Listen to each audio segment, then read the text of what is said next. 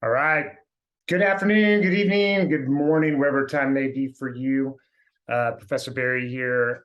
We are moving into another specific topic. Last week we covered sociology of deviance, trying to unpack that.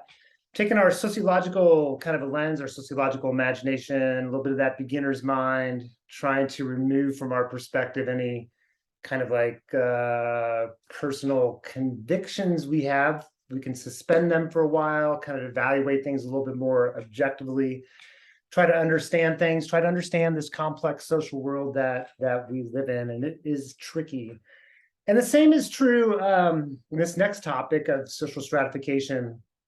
This is kind of a bread and butter area of sociology. If we look at the next couple of weeks, social stratification, class and wealth inequalities this week, understanding those, and then moving on to gender stratification and race stratification, like those three, the trifecta, class, race, and gender, are kind of really critical components to try and understand the social world, and both past and present. If you're interested in these topic areas, we have SOC 212, Sociology of Race, Class, and Gender. It's a really valuable class, really interesting. And in that class, we explore, just like past, present, different ways of thinking about a lot of issues related to social inequalities that are going on in the United States, primarily. That's our focus. Okay. So with that being said, let's kind of move into stratification. I'm going to start off with laying out some framework, some core concepts, ideas, and then move into some theoretical foundations and sort of that kind of thing. As you know, we take these concepts and areas and we're trying to understand, okay, like where do they come from? Something like stratification, right? Like, okay, where does it come from? How are societies organized along lines of stratification? How do we think through it analytically?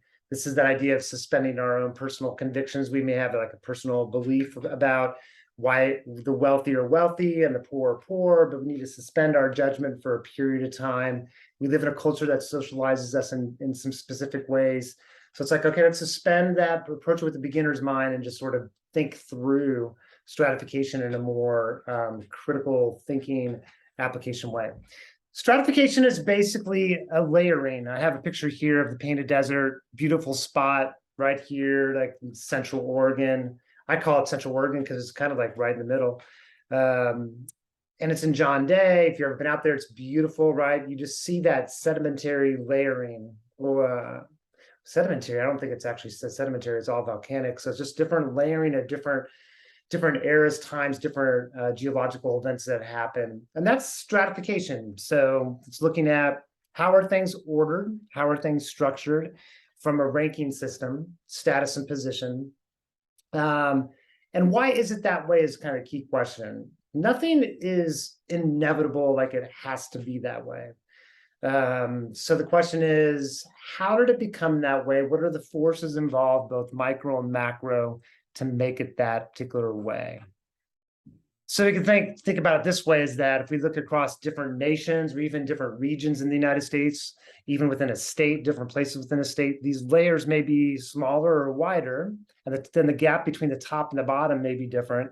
So that's all variability, and it's trying to explain, well, why is it that way? I think, the airport provides an interesting example. It's love traveling, and it's super fun to go to the airport, all these different issues of inequalities that come up in the airport. One that's, I'd be fairly quick to get to is looking at the gender stratification of pilots and flight attendants. This is like contemporary numbers. 75% of flight attendants are female, and 94% are male of pilots. Raises some questions like, well, how is it that way? How did it get to be that way? What are the forces of culture that are operating on there? Are there things going on within institutions that are making it difficult for certain individuals to enter those spaces? How has it changed over time? There more with the military's opened up more opportunities for female pilots, and that's going to make its way into females entering the civilian sector, the private sector for pilots. So we can look at that. But then you go to the airport and you get all these things like the TSA pre-check. My guy's like, wow, it's really interesting, like safety, security. But yeah, you have to pay a fee for that. You pay money. It's not available to everyone. So we're getting into some stratification stuff right there. Even like the luggage, so fun to watch people at the airport. You just kind of see, dress, style, appearance, fashion, luggage, all those different kind of things. The airplane itself, even the way we label it, right? First class, used to be first class, second class. Now it's first class economy. It's like, it's kind of interesting Sapir-Whorf hypothesis language shift thing going on there. And then like these exclusive private kind of spaces for those who are the frequent flyers is sort of kind of like that kind of thing going on. So stratification within a particular space, I think is sort of fun to look at. So let's kind of define it, and we already did. It's like an ordering, a ranking, hierarchy.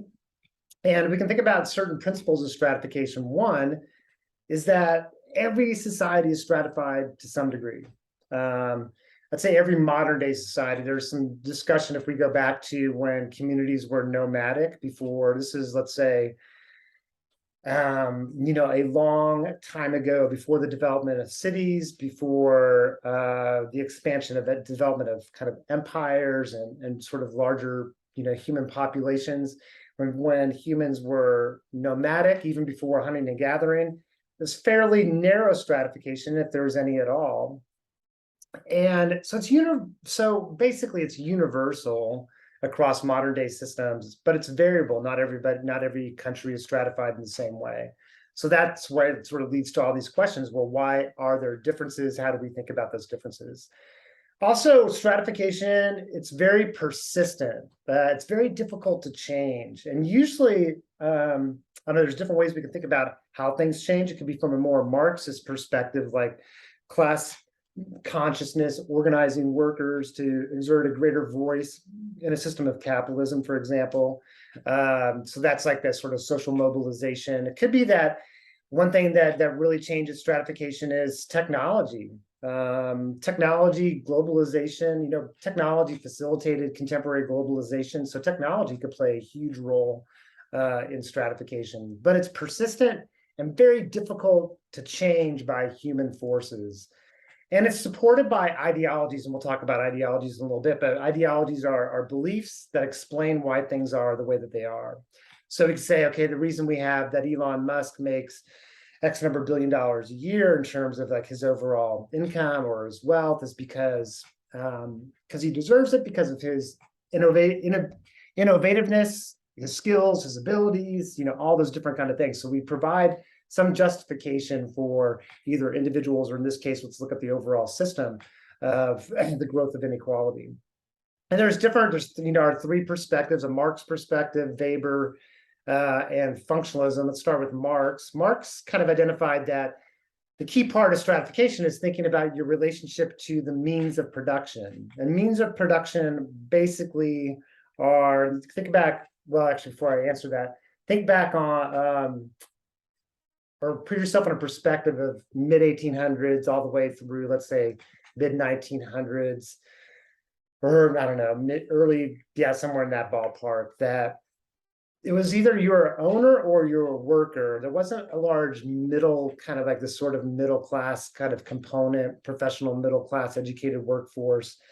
I'd say it's probably all the way into the 1920s, 30s, and that's really starting to change. But from those early years, Marx identified that if you're a worker or you're an owner, that's what the key thing is, understanding stratification. Like the owners exercise a different kind of position, different kind of voice. They have different power than the workers do. And that's kind of the way that Marx kind of organized that.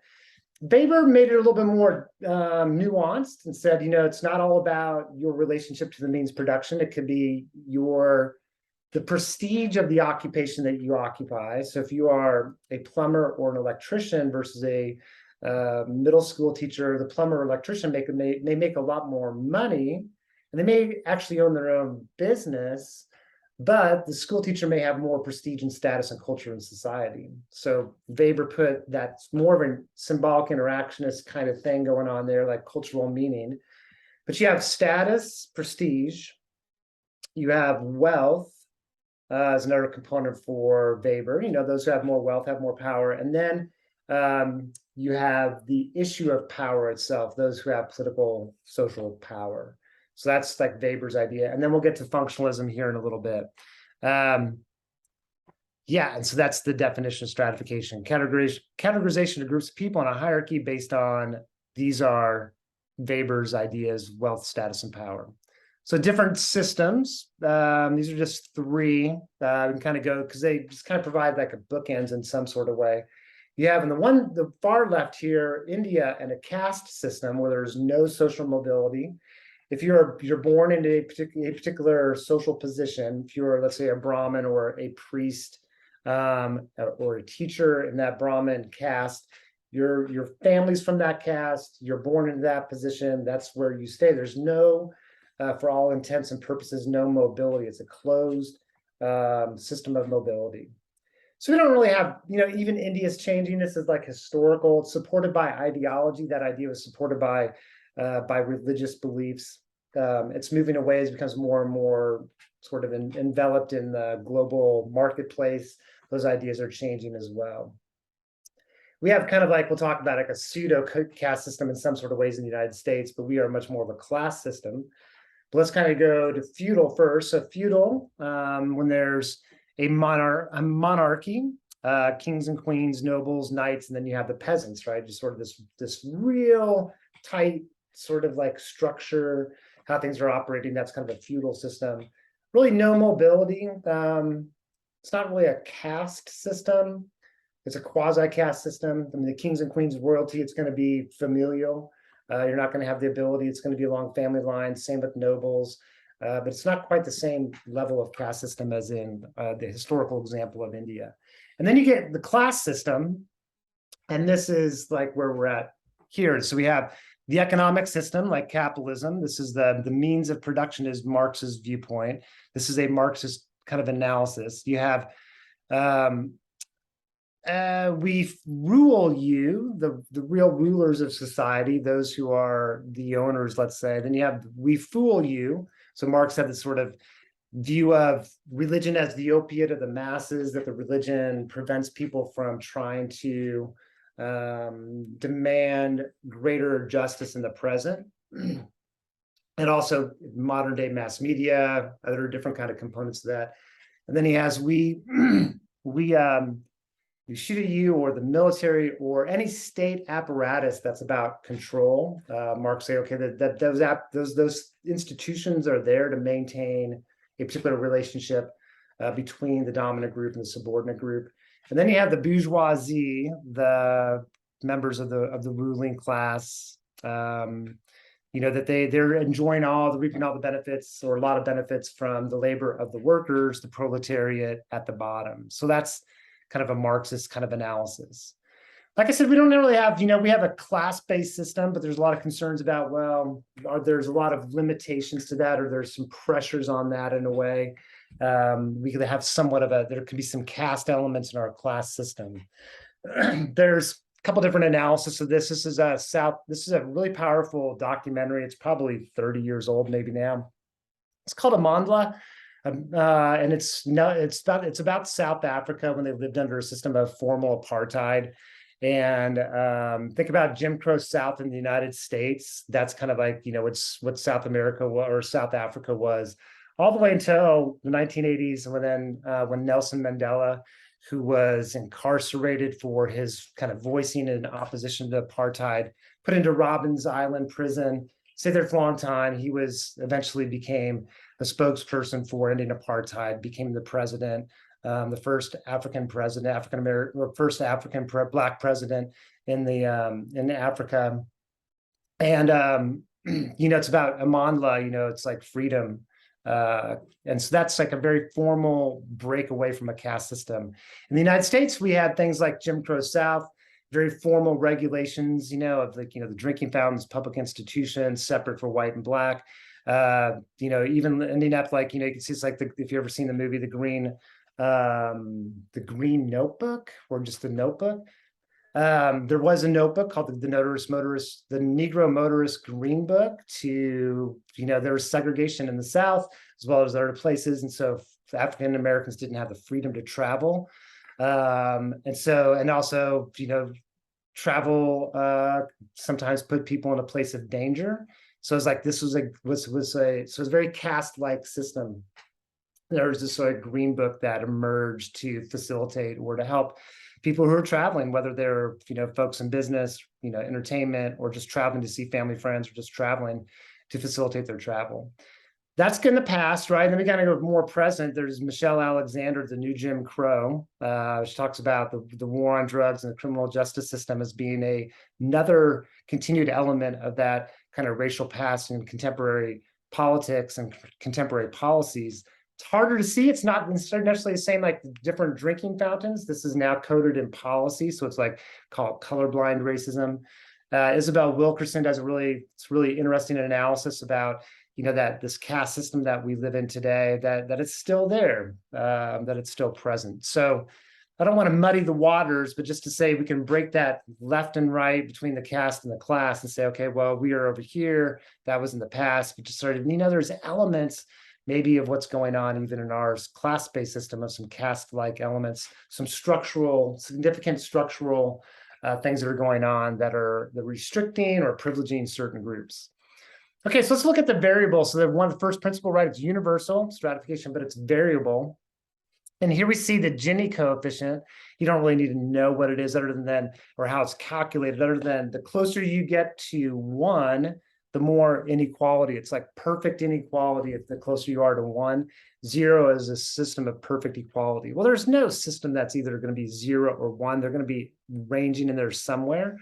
And all these countries, here's where we are. So just to put ourselves into sort of a larger perspective, say, we have we've got to deal with like our perceptions of how we see ourselves as a nation and as a people, about the degree of inequality that we have, and then start to wonder, well, how is it organized in different places? So it leads us to start to think more critically about the mechanisms involved in stratification, and be a little bit more aware of what's going on in our own backyard. So again, universal but variable. Here we can look at social mobility, the likelihood of moving up and down with across generations. And that's like a marker. I think America marks itself as like, this is the land where people are a place where people can become anyone they want to be. This kind of really rugged, individualistic kind of cultural value perspective. There's some element, there's definitely opportunities, right? People can maximize those opportunities, but kind of put it in a perspective of looking at it across nations and realize that, we rank 21st in terms of overall social mobility to compare to a lot of other places. So I would say for in the United States, that if you're born in a place of a lot of privilege or a lot of disadvantage, that makes a lot of difference. Significant difference in terms of influencing your life outcomes.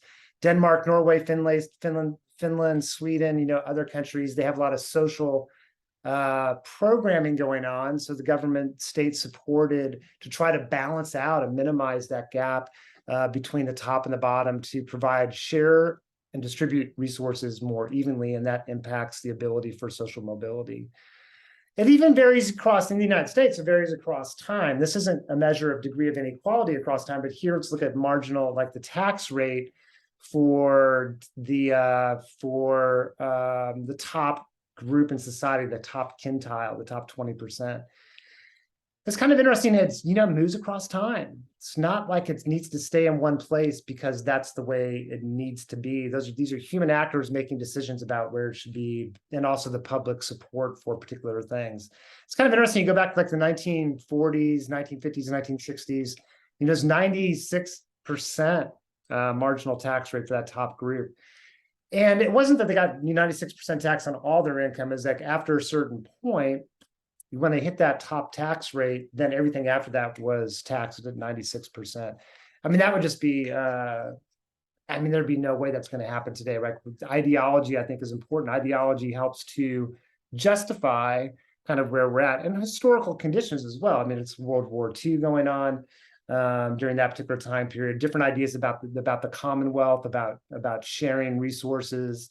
We live just in a fundamentally different kind of political, social, and economic kind of environment today. But I think this is really interesting to look at and be aware, is the tax rate is not inevitable. It's not based on market forces alone.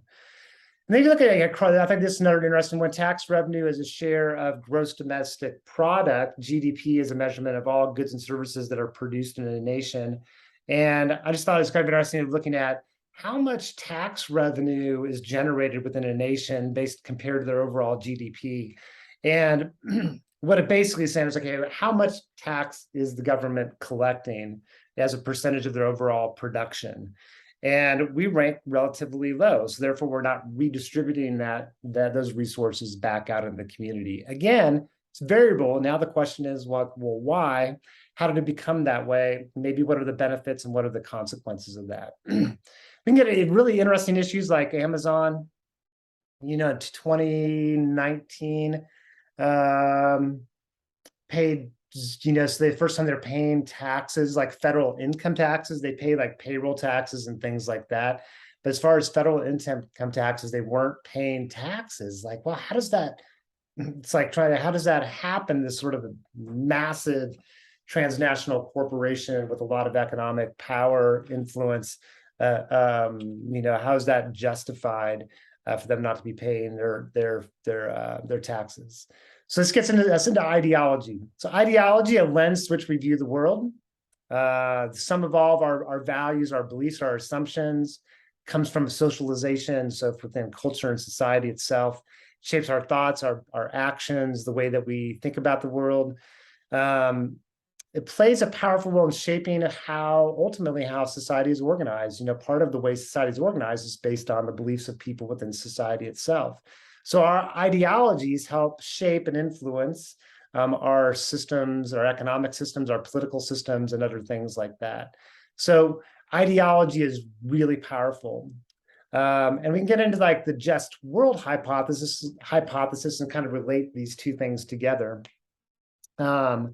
So the just world hypothesis is an idea that came out of research that humans want to believe that the world is just, that the world is a fair place, that those who put in the most get the most out, that this is fundamental, and it's a way, in some sort of way, for us to rationalize or for us to become more comfortable with the inequities that are around us. It gives us maybe some sort of solace or comfort, some justification, which gets us into a little bit of an ideology. But in this case, the just world hypothesis is more the viewpoint from these researchers that it was like a human universal, that humans want to kind of believe that the world is a just place. Ideologies are maybe kind of part of that, but ideologies are more specific to culture, and place. And there are these beliefs that get created that help explain why things are the way that they are. Eventually, things can get so grounded within a culture that it's difficult to see it. This becomes like a little bit of what's called cultural hegemony. Hegemony is the clinical definition, or the operational definition is domination by consent. So if you have a lot of inequality going on, like the only way to maintain that is if you get people at the bottom to agree to the conditions that they live in. So universal healthcare, regardless of your own personal views about universal healthcare or my own, if we see that, that other countries are providing universal healthcare, the US isn't, you have a group of people and we have growing inequality, kind of raises the question that maybe some of the ideology in society is so difficult to see. It's become hegemonic, where the groups in the bottom, they're believing things that are actually against their own economic, social, and political interest. And that's the idea of hegemony. The just world hypothesis, an overview, we tend to blame people who are poor or under different circumstances. So we blame victims. When people fall to misfortune, people look at things that might explain their circumstances. In other words, people have an automatic tendency to look for something or someone to blame, but rather than simply attributing a bad turn to sort of bad luck, people look for individual behavior for sources of the problem. Then vice versa with good people, it's like this attribution. What are we attributing behavior to? And we're not looking at the structure with the just world hypothesis, but we see it as an individual kind of level thing.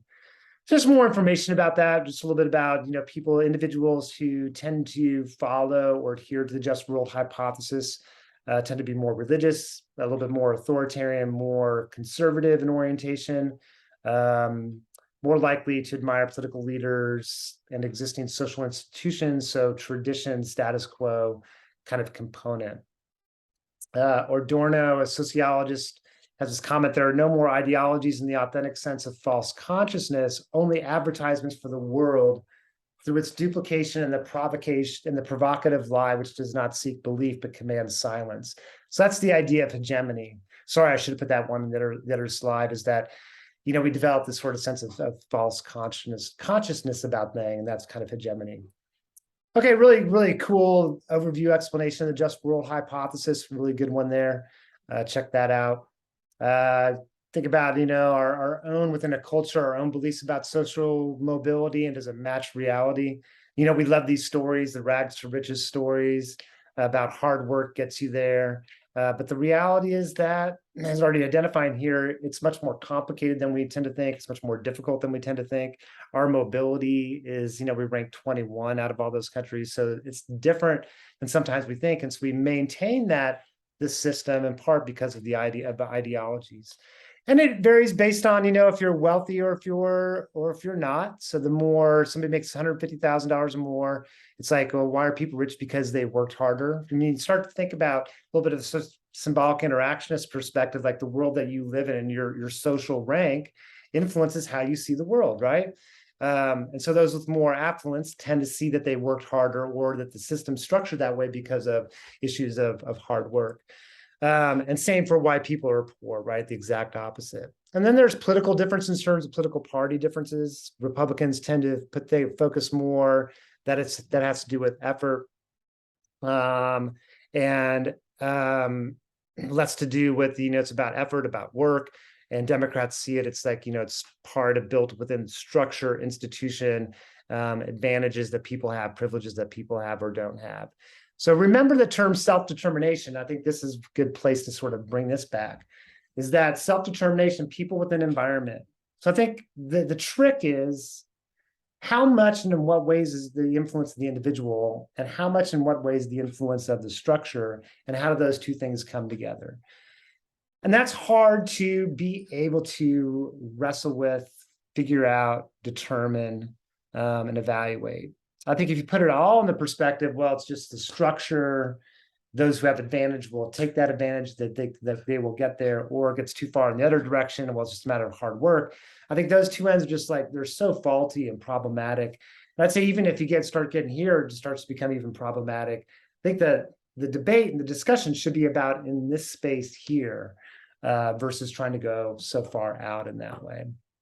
Powerful video about wealth inequality in America. What I want you to think about before you watch this, and just think about, what do you think the degree of difference between the top and the bottom is for wealth? Income is basically your paycheck. Wealth is your ownership of property, any capital, stocks, bonds, anything that adds to that sort of like your net worth would be part of wealth. So what do you think it is? What's your perception of and then watch that short film about wealth inequality.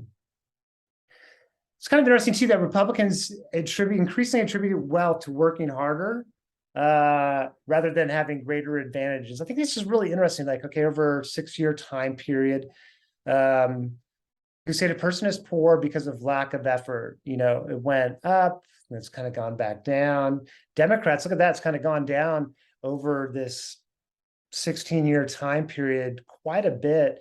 A person is rich because they worked harder. Look at that. That's kind of interesting. So people are poor because of lack of effort is actually kind of changed a little bit. And actually, this has gone up. People are rich because they've worked harder.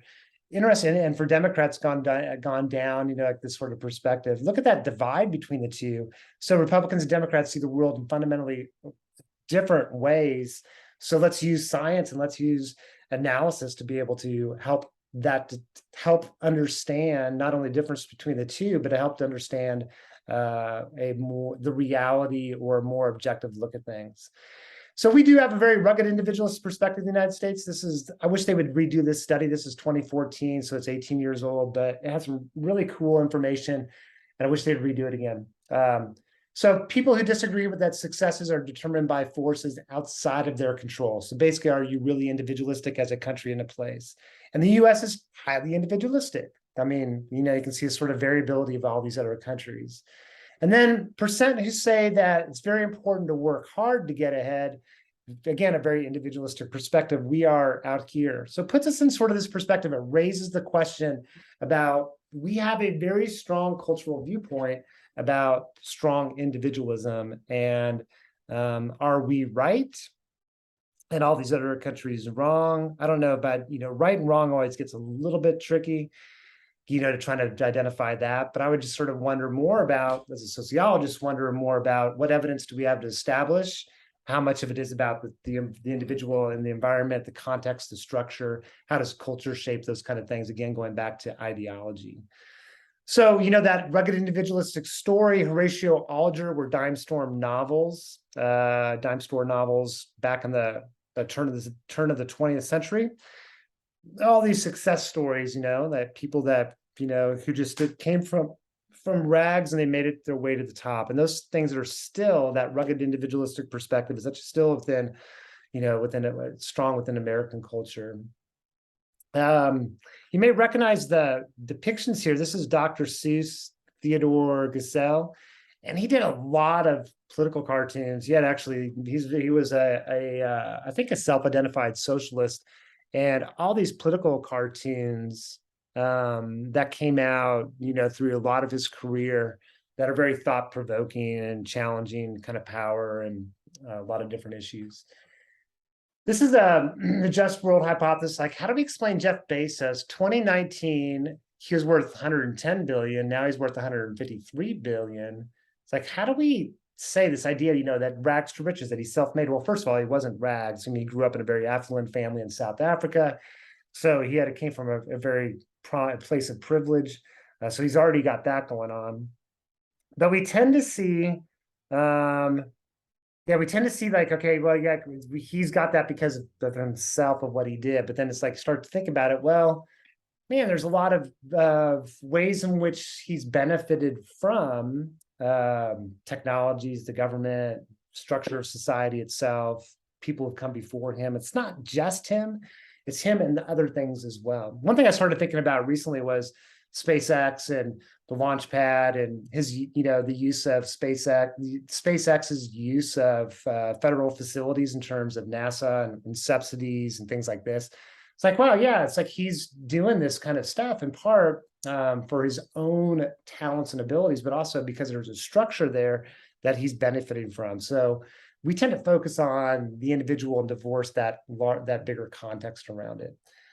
Okay, different theories of stratification. So how do we think about it? You got the top, you got the bottom. Let's think about it in terms of maybe the field of medicine. You could look at it within your own field of law enforcement, field of education, the military, whatever it might be. It's like, yeah, some pay differential is going to make sense in any institution. So if you are a police officer getting started, versus your lieutenant, your captain, you are different ranks, carry different responsibilities, different responsibilities, different levels of supervision, different skill set. And you'd want to have a different pay for different people based on their skills, talents, abilities, years of service, whatever those kind of markers might be. So it's the functionalist perspective, Davis-Moore thesis is that inequality or distribution of income differences are beneficial to reward the jobs with more importance for society or an institution should be rewarded more to attract the best talent in those positions. So, for example, if you look at field of medicine, if you look at the field of medicine, you have if I just kind of looked at Oregon, the family physician practice, $200K a year, nurse, 76,000, home health aide, 25,000, those three positions there. Now you can get in a lot of discussion and debate for sure about it. Well, is the family practice physician worth 9 times the amount or 8 times the amount of the home health aide worker? It still could get into some funky areas. Especially start thinking about the average CEO versus the average worker. This has changed over time period. In the United States back in the 1970s, it was like 40-1. And now we're 271, the average CEO and the average worker. So the question becomes now, well, is it functional? So one of the limitations of the functionalist perspective is that it assumes that just because it's there, that it has to have some function. And that while there may be some truth to that, it's not inevitable, and the degrees of it aren't inevitable. So some stratification may be incredibly functional, necessary. But the degree is where the question is. Then we look at conflict theory, the relationship between the owners and the workers. So you get different things like, well, the degree of unions, labor unions. So organizations that are advocating for worker conditions, pay, other sort of working conditions. The United States, we're relatively low. I think we are the lowest. France, if you look it up, France has lower, but all of their workers have representation. So they don't, that marker is kind of false. And most of our workers who are unionized are actually public employees. So that's kind of very telling that very few of our workers are unionized compared to other places. Paid vacation days that are mandated by the federal government in the United States is 0. Paid maternity leave, United States is 0. Universal health care, we don't have it. Other places do. Conflict theory is kind of getting illustrating that depends if you're an owner or you're a worker, whether these things are going to be happening. So we have look at the degrees of inequality. We're at 41.4 for the Gini coefficient. Sweden's 25. Canada's is 34. So it's like, oh yeah, we're there, right? We have this idea of tokenism. Somebody makes it, right? They're the token. It's like, look, so and so, used to be the example of Oprah Winfrey, whoever our example is today. Like they made it, they got there, or they're CEO now, and they came from hard background. Therefore, they can, anybody can do it. This is the idea of like a token and some of the challenge and problems with that token idea. Okay, let's kind of move into some symbolic interactionist perspective. This gets a really, I think, a really interesting, fascinating kind of perspective. It's a little bit hard to kind of really, I think you can get the general idea, but to really understand it, it's a real complicated thing, but we can get the general idea out there for sure. So Bourdieu had the idea, he's a French theorist, and he had the idea that systems of stratification get reproduced, but they get reproduced within a social context. So think about networks that people belong to, family, friends, community members, schools they go to. So his focus is on things get reproduced not because of structure, let's say limits or privileges people. I don't think he would deny that. His focus and interest is on how do we learn things and develop ways of thinking, knowing, and doing based on our social position we're born into and our environment we're born into? And how does that leveraged capital, how do we gain capital that we can exchange for further employment, further education, and other kind of things like that? So he introduced these ideas that like you may have heard them before, like social capital, like the people that like you're living in Central Oregon, you're looking for a job in the Ben LaPine school district, and man, the people can be really powerful. Or you want to work in construction, you want to work in automotive, other areas, the people give you advantage. That's social capital. And then there's cultural capital. It's the things that the way you talk, your style of dress, your demeanor, the places that you've been, your knowledge about certain foods, your taste, like all these different kind of things provide a sense of cultural capital. Annette LaRue had a really interesting, I used to share chapters of this book in my race class, gender class, because she takes Bourdieu's idea and looks at how parents parent differently in middle-class families versus working-class families. And her perspective is that neither one of them is better than the other. They're different styles of parenting that make kind of sense. There's a logic to them based on their economic position of the parent or parents. So if you're in a managerial class, you have certain ways of thinking, knowing, doing, versus if you are in a working class position, you have different ways of thinking, knowing, or doing that are important for those economic sectors. You bring those ways of thinking, knowing, doing into your own practices as a parent, and now all of a sudden kids are getting socialized in different ways based on these sort of class distinctions. And what she identifies is that in the middle class, upper middle class families, there's a focus on concerted cultivation, that parents are working really hard to develop certain skills, talents, abilities, getting them into the right schools, I'm gonna use push up your quotation mark, like there's not one right one, but what the parents to be the right school, the right programs. A lot of focus on trying to cultivate certain things to position the kid well for either education or jobs, occupations later on in life. So that's focused middle class, and working class parents are more focused on what she calls natural growth, that kids have more autonomy, more independence. parents are involved, but not to that, like the helicopter parent word comes up with the concerted cultivation. And like I said, her argument is that not that one's better or worse than the other. They're different. There's advantages and there's advantages and disadvantages of each. Both of them come from a place of love and care for sure, different ways of approaching things. And their thing is too, is that, but it's the middle-class parents who kids who come from that concerted cultivation. They may be stressed out. These are the kind of things, but they have an institutional advantage.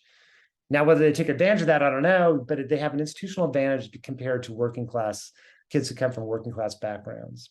So it's really interesting about how, I think a really powerful example about how even like our family environment and parenting strategies and observations about our parents' work and different kinds of things, like what do we pick up on in a more symbolic interaction, a socialization kind of way that helps influence kind of our life outcomes. And then it kind of gets like next theme or idea, the idea of meritocracy, that merit-based, that we live. So meritocracy is that the system is stratified based on a person's merit.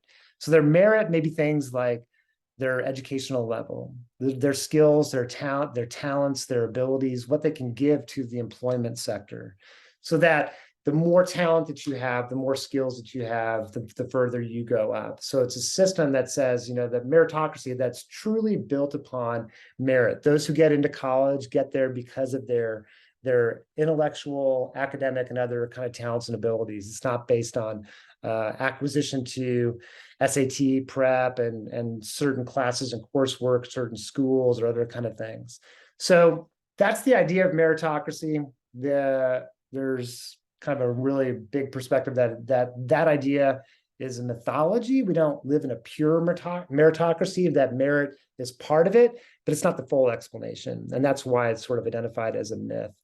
So the term actually emerged, meritocracy, in the 1950s, and by this person, Michael Young, who did a study, and he was looking for or kind of identifying that England is getting more and more stratified, and there's becoming worker resentment.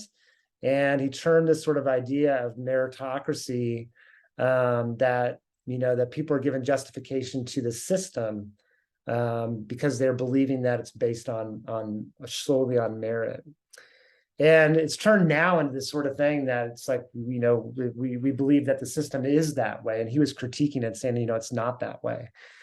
And and Michael Sandel, if you have a chance to listen to this podcast, you can check it out. But I mean, he's a political science from Harvard University. He's got some really interesting kind of analysis and write-ups. He's for me, very level-headed and kind of just really thoughtful and thought-provoking in terms of perspective. And he talks about like this idea, breaks down sort of this idea of merit, and says, the tyranny of merit, that even if we could live in a system that was purely based on merit, he would say we wouldn't want to do that. So I'll leave it at that. You can kind of check it out yourself, like the reasons why. But I like this in his podcast and also in the book, this sort of idea about the immigrant story. What story do we tell that a person who is an immigrant, let's say they become a CEO, that we see themselves as being self-made. And it's like this really great example that, what about the generation before who sacrificed a lot to come to the United States, for example? What about kind of those who nurtured and supported that individual throughout the course of their life, the time period they grew up in, the location they grew up in? So rather than that person becoming a token, let's complicate and make more real their life story. And that would be much more helpful to us in humanizing that individual, but also in understanding the realities of how people navigate the world in a much more significant way. So I don't want to go through all those different details there, but that's the idea.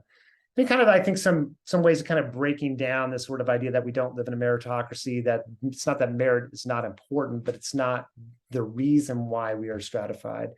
As we look at, 25-year-olds when they went to college, but they're grouped by their parents' income. What school? About 4 in 10 students for the top 1% attend an Ivy League school, university. And it's like, highly selective university, selective and highly selective university. The top 0.1, top 1%, top 5%, top 10%. Look at this. Ivy League school all the way to selective. Now 70%, the top 10% are going to those institutions. I would argue that you get a great education down here, but think about social and cultural capital and these kind of things that go on. So I think, it's not about the quality of education or what a student gains necessarily from that education. It's like the privilege and advantage that may come along with being involved in certain institutions. You want to be a Supreme Court judge, you're gonna have to go to an Ivy League institution. I mean, that's just, at least historically, that's been the case. Now, maybe someone from other institutions can get there eventually, but there's other things that are happening that are drawing that. So I was kind of playing with this a little bit. I don't know what your thoughts on this are, but who has more merit and how do we think about this? So you grew up in person who grew up in the top 5%, went to private schools. They got a lot of cultural and social capital, a lot of financial support. They lived in a cultural soup of white collar professionalism, and they became a physician. They treat patients at a private medical clinic.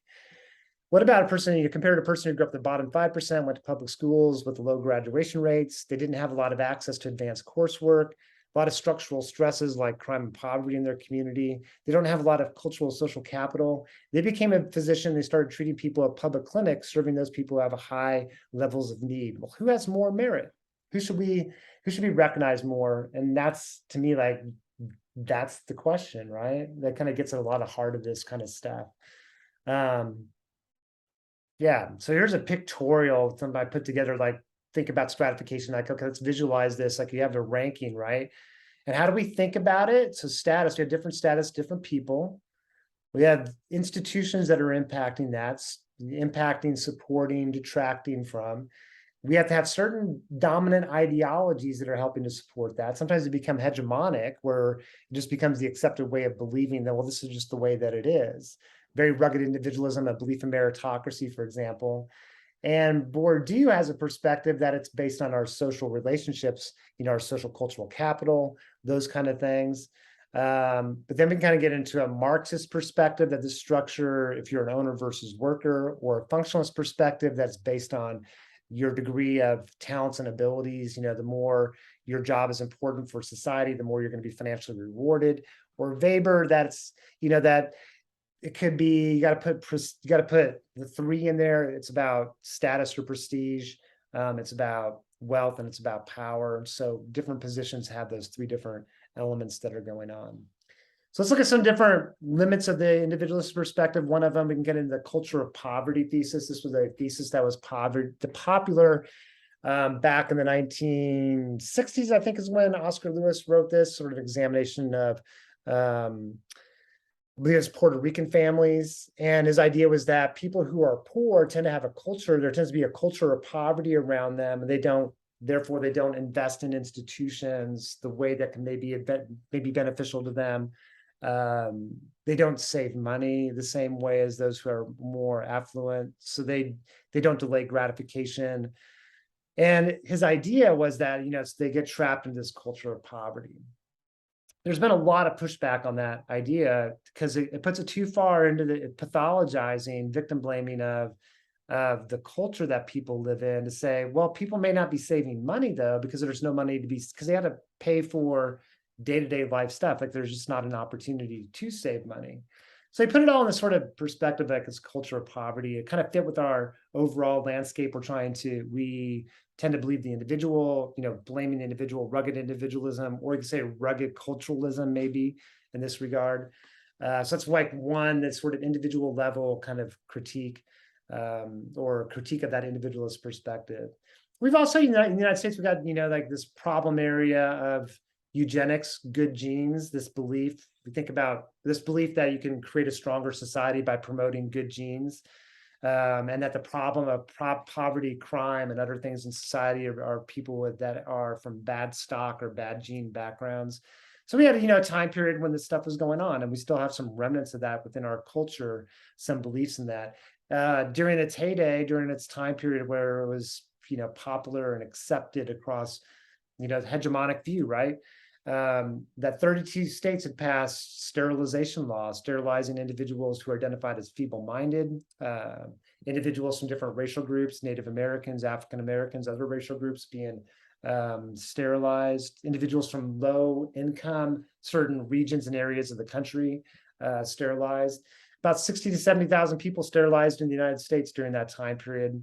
There was a belief that Roosevelt, back in the 1920s, I believe it was, as women were going more, middle-class women were going to college, going to colleges and universities to get an education. This is the second wave feminist movement going on. At that time period, he stated that women going to school, they were from good stock background. That would have been his language. That they're committing race suicide, that they're not bringing those good genes back because they're not reproducing. They're going to university and college. They're not getting married and having kids and bringing in good stock kids into the world. Therefore, it's creating kind of this problem. Kind of crazy, right? Social construction of reality we can think about in that space too. It's like people were constructing this reality, and then Thomas theorem that we see. What if it's defined as real, it's real in its consequences, right? So if you construct this world, people believe it, then we start to create institutions that do things like laws and things like sterilization, because that's what we believe to be true. So here are a couple of different diagrams, like the fit versus the unfit. This is all eugenics kind of stuff. We tend to think about eugenics as like, it's Nazi Germany and Hitler. Scientists in the United States, and Charles Davenport was a leading scientist in eugenics. In New Jersey was a key place. At Cold Spring Harbor, New Jersey. It was like the epicenter for eugenics work. This is alive and well in the United States historically, as well as even more contemporarily. This is a book that very controversial in the 1980s called The Bell Curve by Herrnstein and Murray. And they argue that, some of the inequalities in terms of between Black and whites in the United States, that it has to do with genetic kind of underpinnings, that African Americans' intellectual capacity different than white Americans. And, there's a lot of heat and a lot of controversy about that. It's like a very eugenic sort of idea. So you kind of get into like the federal, like a little bit about poverty line, a little bit, this myth that, welfare makes people, lazy. Very much fits with our cultural kind of perspective and idea. And I think it's much more complicated than that. Something about like the federal poverty line, a couple of things kind of interesting to think about, or valuable, important to know. The federal poverty line for a family of four in 2020 was $26,000. And that's, that's anywhere you live in the United States. If you live in Alabama versus Central Oregon versus Eastern Oregon, same. It's not adjusted based on region or place that you live. 23% of families living in poverty receive temporary assistance to needy family benefits. We think about it as welfare. So most people in poverty don't receive government benefits for personal choice, other reasons. If you access welfare, it's 5 years over your lifetime. So that's what the federal government provides. State government may provide more if they choose to. But the federal government only provides 5 months of welfare benefits across a person's lifetime. The cash assistance for a family of 3 in the state of Oregon is $500 a month, $506. So I just find all that kind of stuff fascinating, because then it's like, okay, how does that check in with our perceptions of the way we thought it was? And gets us right back into all kinds of a lot of constructionist kind of things. All right, so then we get into this other theme of structural social mobility, thinking about mobility not from an individual level, but the structure of society itself has changed and moved. There's different time periods when the structure has shifted and moved, and one of them that we can kind of look at here is deindustrialization. Starting in the 1970s, 1980s, are certain industries, a lot of manufacturing started to close down. We're getting more and more, connected to a global marketplace. So a lot of manufacturing started taking place in the maquiladoras in the northern Mexico, Mexico-US border, China, other countries around the world where labor was cheaper, environmental protections, less regulated by governments, so the cost of production lower. So stuff is being, produced in different places. So this had a real powerful impact on the structure of society is moving, where a lot of manufacturing, like working class jobs, are leaving. Now we have, a lot of financial sector service jobs, different kinds of jobs require more education to get those jobs. And we just don't have as many of those kind of like classic working class jobs as we did before. So major structural shift. Some of it could be, new technologies facilitated that for sure. Automation, globalization, trade policies, with North America Free Trade Agreement, Central America Free Trade Agreement, different kind of things facilitating that. Even our, thinking about structures like unions and support or opposition to unions. And here's a couple of books about structural social mobility that really address it well. One of them I mentioned before already a couple times. Tightrope is a good example. And then William Julius Wilson, African-American scholar from Harvard University, who wrote this book a while ago, probably 30 some years ago, When Work Disappears, probably 40 now. But basically looking at, I think it's Chicago, Baltimore, maybe a couple other cities, and looking at what happens when jobs disappear. It's not just the job disappears, but people who have the financial and other abilities to leave that community leave. And so leadership starts to become a challenge in the community. You have less individuals who to be maybe more civic minded or engaged leave the community, and that has a challenge and a problem. You have less people in the community that have a sense of that they're invested in the community when jobs disappear. People don't know each other quite as well. This becomes a little bit of that social disorganization theory fits right in there in terms of crime. So that's kind of the analysis there. Yeah, I don't know. We don't need to go through that. This is, I guess, maybe kind of point out, I think it is really important to look at the growth of income between the top and the bottom. This is the bottom percentages, right? 20,000 in terms of income. Top is 126, about 6 times the difference. More than 6 times. I mean, it's definitely larger the further you go up, and that when you start thinking about things like the cost of education. So before structural shift, you go back to 1950s, 1960s. I mean, you didn't necessarily have to have an advanced degree or a degree to become a CEO. I can almost guarantee you that every CEO or the top Fortune 500 CEOs, I bet you 495 of them, if not all of them, have a bachelor, at least a bachelor's degree, and a majority probably have a master's in business administration. Probably if you go back 50, 60 years ago, that probably wasn't the case. More people just wasn't necessary to have a college degree to get it to end up in those positions. So something changed in terms of the structure of our society. Some additional information. Look at this number of people who've completed high school or college. 1940, here's the percent who have a bachelor's degree, and look where it is at today. People, because I mean, it wasn't necessary in that economy. Again, a different structure, right? Average earnings versus, from people in the silent generation back in the 1960s. This is the gap between those who have a high school diploma versus college. And now it looks sort of where we're at today. Not quite double, but significant difference there. So the advantage of having a college degree, but then it raises the question, what about individuals who don't have the resources or support to make that happen?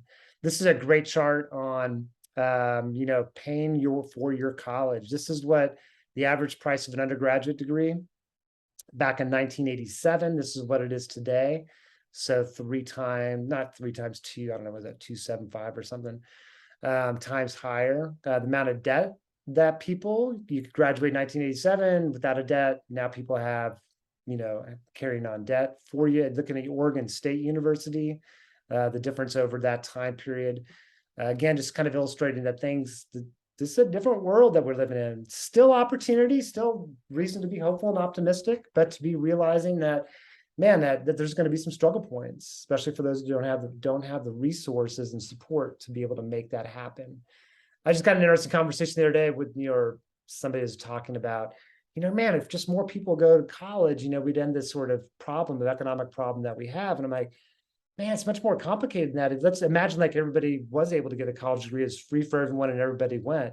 But you're still going to have a need to have people who are working in jobs that are paying $20 an hour right now, or 18, 17, 16. You're just going to have a more educated workforce, but you're going to still have the same problems in terms of income inequality. So it's important to have a college education. I think it can be very important in terms of providing opportunities and to open up doors and for increased mobility, but it's not the answer for the whole structure of society itself.